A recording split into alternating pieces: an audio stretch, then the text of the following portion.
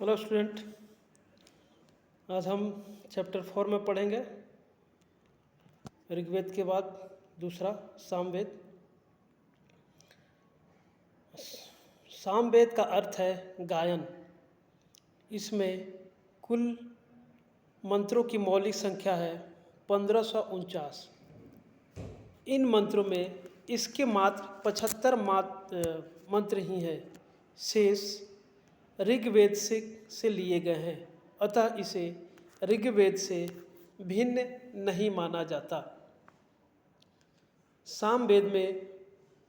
सामवेद के मंत्रों का गायन करने वाला उद्गाता कहलाता है।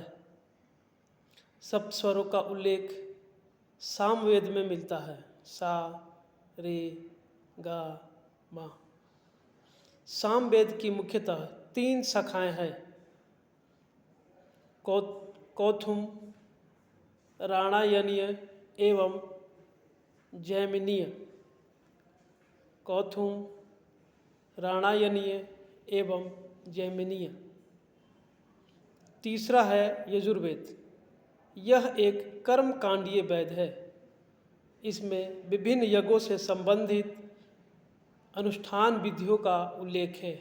यह वेद गद्य एवं पद्य दोनों में रचित है। यह 40 अध्यायों में विभक्त है। इसमें कुल 1990 मंत्र संकलित हैं। आयुर्वेद के कर्मकांडों को संपन्न कराने वाले पुरोहित को अध्वर्यु कहा जाता है। यजुर्वेद की 2 शाखाएं हैं, शुक्ल आयुर्वेद और कृष्ण आयुर्वेद। चौथा है अथर्ववेद। अथर्व ऋषि के नाम पर इस वेद का नाम अथर्ववेद पड़ा।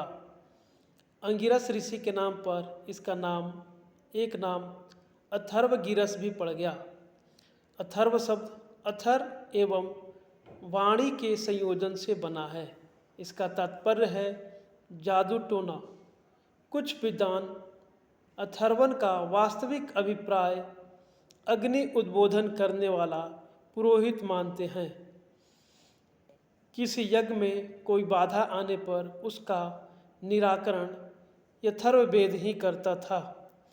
अतः इसे ब्रह्मवेद या श्रेष्ठ वेद कहा गया है। अथर्ववेद के मंत्रों का उच्चारण करने वाले पुरोहित को ब्रह्मा कहा जाता था।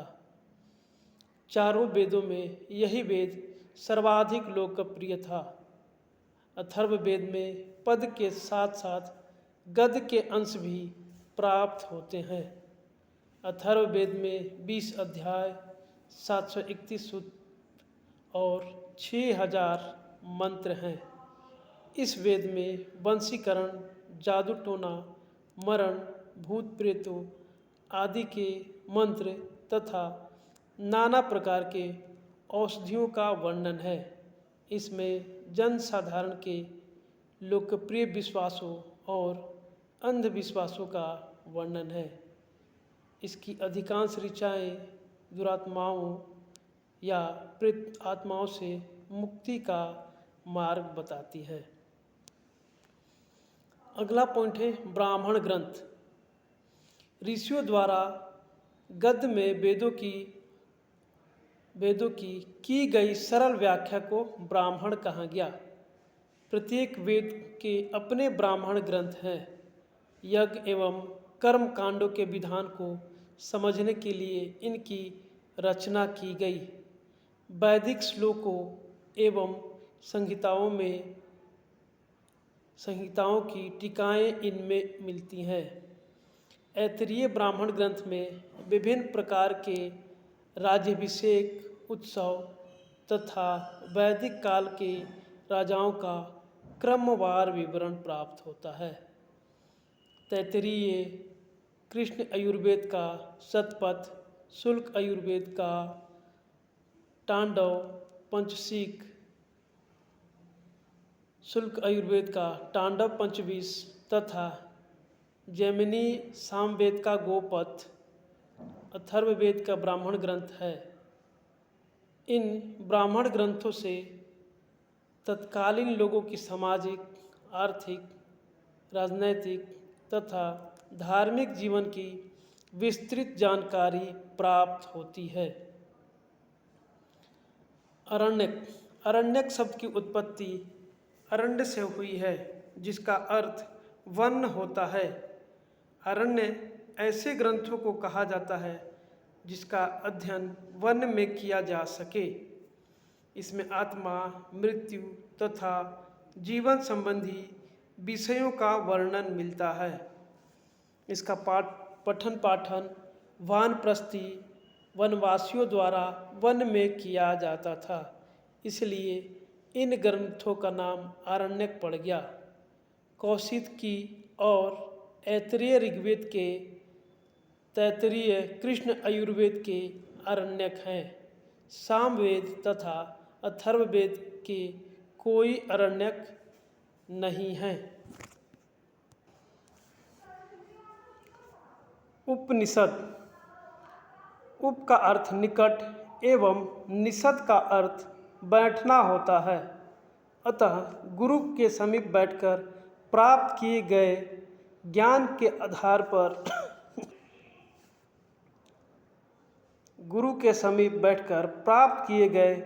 आधार पर लिखे गए ग्रंथ को उपनिषद कहते हैं।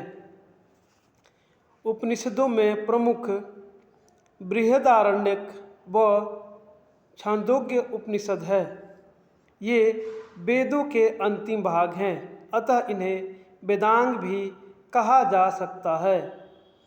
कुल उपनिषदों की संख्या 108 है, परंतु 10 उपनिषद ही विशेष महत्व के हैं और इन्हीं पर आदि गुरु शंकराचार्य ने भाष्य लिखा है। ये 10 उपनिषद ईश, केन, कंठ, प्रश्न, मुंडक, मांड्युक, छांदोग्य, बृहदारण्यक, ऐतरेय एवं तैत्तिरीय हैं। इनमें मुख्यतः आत्मा और ब्रह्मा का वर्णन है। ऋग्वेद के 2 उपनिषद ऐतरेय और कौशिकी हैं। उपनिषदों में से भारतीय दर्शन एवं बिंबिसार के पूर्व के इतिहास का विवरण प्राप्त होता है। उपनिषद किसी एक काल में अथवा किसी व्यक्ति विशेष के द्वारा रचित नहीं है। इसकी रचना में दीर्घ काल तक विभिन्न लोगों का योगदान रहा है। वेदांग। वेदांग से तत्कालीन समाज एवं धर्म पर विस्तृत प्रकाश पड़ता है। वैदिक अध्ययन के लिए विशिष्ट विद्याओं की शाखाओं को वेदांग कहा जाता है। वेदांग संख्या में 6 हैं। ये 6 विषय हैं: शिक्षा, छंद, व्याकरण, निरुक्तक, ज्योतिष और कल्प। इनमें से प्रत्येक 2 वेदों के पढ़ने, अगले 2 उनको समझने और अंतिम 2 यज्ञ में उनका उपयोग करने के लिए आवश्यक समझे जाते हैं। इस प्रकार वेदांगों से वैदिक ज्ञान का अध्ययन सरल हो जाता है। इन विषयों की चर्चा आरंभ में ब्राह्मणों और आरण्यकों में की जा सकती थी। कालांतर में इनमें से प्रत्येक विषय पर अलग अलग पुस्तक लिखी गई। ये पुस्तकें एक विशिष्ट शैली में हैं। इनमें अत्यंत छोटे छोटे सूत्र हैं जो अपनी सूक्ष्मता से बीज गणित के सूत्रों से मिलते जुलते हैं। इसी कारण यह साहित्य सूत्र साहित्य कहलाते हैं। बाद में सूत्रों की रचना हुई। धर्म पर प्रकाश डालने वाले सूत्र को धर्मसूत्र, धर्म पर प्रकाश डालने वाले सूत्र को धर्मसूत्र, गृह संस्कारों पर प्रकाश डालने वाले सूत्र को गृह सूत्र, कहा गया है।